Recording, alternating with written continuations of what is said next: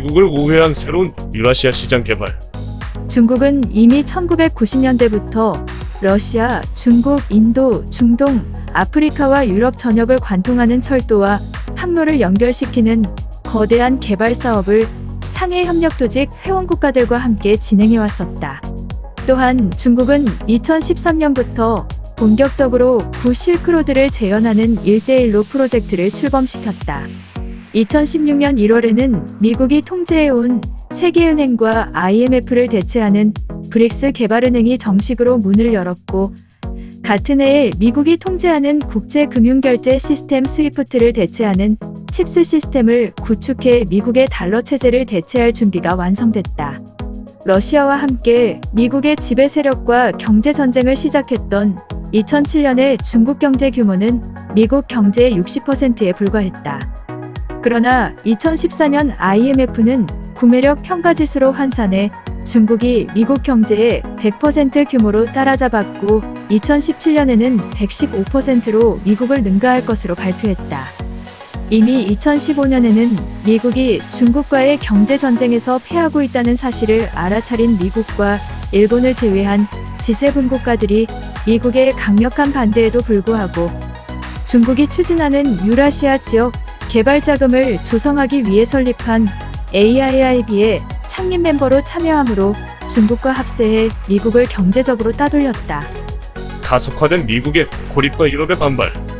이러한 중국과 러시아가 주도하는 대대적인 경제 연합 구도를 대항해 미국은 중국과 러시아를 제외시킨 환태평양 경제 동반 자협정 TPP를 출범시켜 한국을 포함한 유럽연합 국가들을 끌어들이는 계획을 추진했다.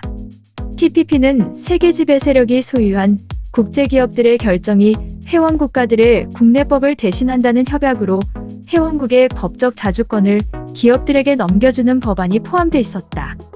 대한민국, 일본을 포함한 아시아 속국들은 참여 의사를 밝혔으나 유럽 국민들의 거센 거부로 실패하면서 미국은 이제 G7 국가들 사이에서마저 경제적으로 고립되고 있음이 드러났다. 그 사실은 2016년 영국 국민들이 미국의 통제를 받는 유럽연합에서 탈퇴하겠다는 브렉시트 국민투표로 확인됐다. 또한 미국의 달러를 불신하기 시작한 카타르, 나이지리아 같은 산유 국가들마저 달러가 아닌 위안으로 원유를 팔기 시작해 달러의 기축통화로서의 지위는 점점 약화되고 있다. 그러나 미국이 소유, 통제하는 세계 언론은 미국이 경제전쟁에서 패하고 있다는 사실을 은폐하는 것은 물론이고 2008년 이후 지속되어온 경제 불황 속에서 미국 경제만 유일하게 회복하고 있다고 거짓 보도해왔다. 지금 진행 중인 정보전쟁의 여파이다. 미국의 중동을 이용한 세계전쟁 재시도.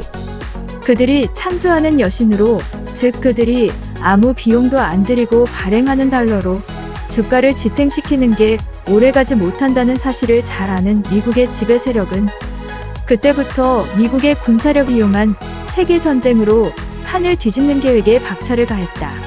이제 피할 수 없는 경제 붕괴를 전쟁으로 덮고 중동 지역의 에너지 자원을 발취해 그들의 전쟁 비용을 충당하겠다는 계획이었다. 희망과 변화라는 구호로 그들이 새로운 지도자로 부상시켜 노벨 평화상까지 수상했던 오바마는 대통령에 당선되자마자 미국 국민들은 물론이고 전 세계에게 미국의 전쟁 도발 행위를 중단시키겠다던 대선 공약을 노골적으로 저버렸다.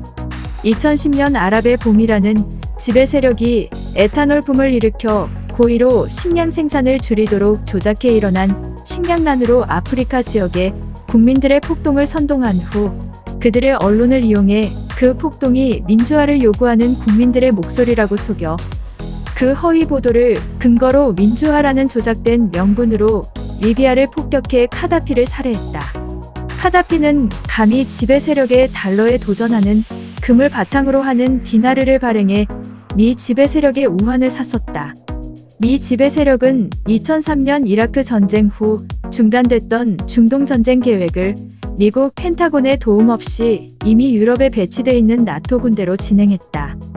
리비아 다음 타깃으로 2013년 미국은 시리아가 자국민들에게 화학무기를 사용했다는 조작된 증거를 근거로 시리아와 전쟁을 도발해 시리아의 군사동맹인 이란을 전쟁으로 끌어들여 그곳에서 세계전쟁을 도발할 계획이었다. 그 전쟁으로 중국과 러시아가 주도하는 유라시아 개발의 맥을 끊고 세계 경제를 붕괴시켜 그 붕괴를 전쟁 탓으로 돌리려 했다. 지배 세력의 그런 계획을 감지한 러시아와 중국은 시리아와 이란과 합세해 러시아와 중국 군함을 페르시아만에 출항시켰다. 제3차 군사전쟁이 일어나기 일보 직전이었다.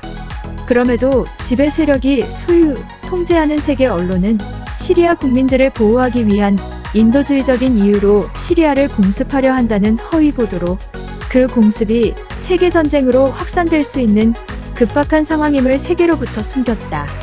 하지만 제3차 세계전쟁으로 확산될 수 있는 사태의 심각성을 감지한 나토 회원 국가이며 미국의 영원한 동맹국인 영국 의회가 이례적으로 영국군의 참전을 불허하는 바람에 미국의 전쟁 도발 계획은 급적으로 무산됐다.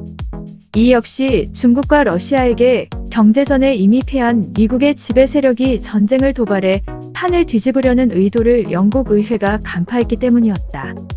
미국의 러시아와의 전쟁 도발 시도. 시리아 전쟁 계획도 무산되자 2014년 미국 CIA는 조지 소로스의 NGO를 동원해 아무 비용도 안 들이고 발행한 50억 불을 들여 가짜 시민혁명을 조성해 구소련 국가인 우크라이나 정권을 전복시켜 러시아와 전쟁을 도발하려 했다. 원래 러시아의 영토였던 우크라이나는 유럽으로 공급되는 러시아의 원유와 자연 가스 파이프라인의 교차로로 러시아의 중요한 경제 허브임과 동시에 우크라이나 남쪽에 위치한 크리미아 반도에는 러시아에게 전략적으로 중요한 해군기지가 있다. 미국의 하수인들이 내세운 신나치 정부는 러시아 국민들이 거주하는 크리미아 지역을 폭격해 러시아의 개입을 유도했다. 그러나 그들의 임박한 경제 붕괴를 덮기 위한 수단으로 러시아를 자극해 전쟁을 일으키려는 미국의 수법에 말려들지 않고 푸틴은 오히려 러시아인들로 형성된 크리미아를 국민들의 투표로 우크라이나로부터 합법적으로 독립시킨 후 러시아에 정식으로 흡수했다. 지배 세력이 통제하는 세계 언론은 러시아가 크리미아를 군사적으로 침략했다는 허위 보도로 러시아의 푸틴 대통령을 히틀러로 묘사했고 그 조작된 정보를 근거로 나토 국가들과 함께 러시아를 상대로 경제 제재를 걸었다. 경제 제재는 러시아를 경제적으로 봉쇄시키는 엄연한 전쟁 행위였다.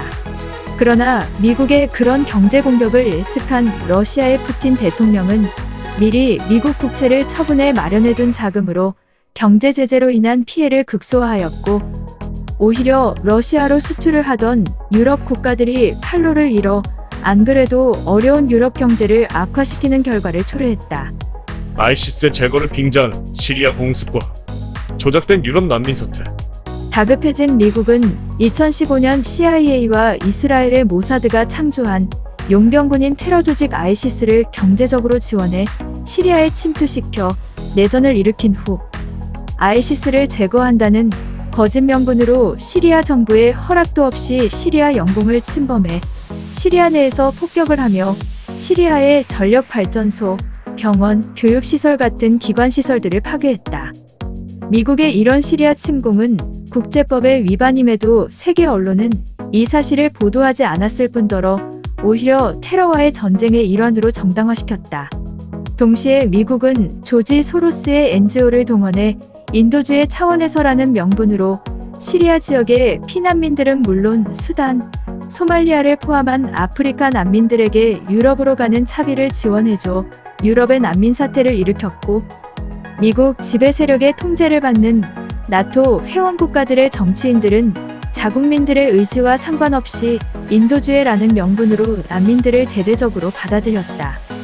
유럽의 난민 사태가 그들에 의해 고의로 조작됐다는 사실은 피난처로 더 타당한 시리아 주변의 중동 국가들에게는 피난민들을 보내지 않았다는 데서 알 수 있다.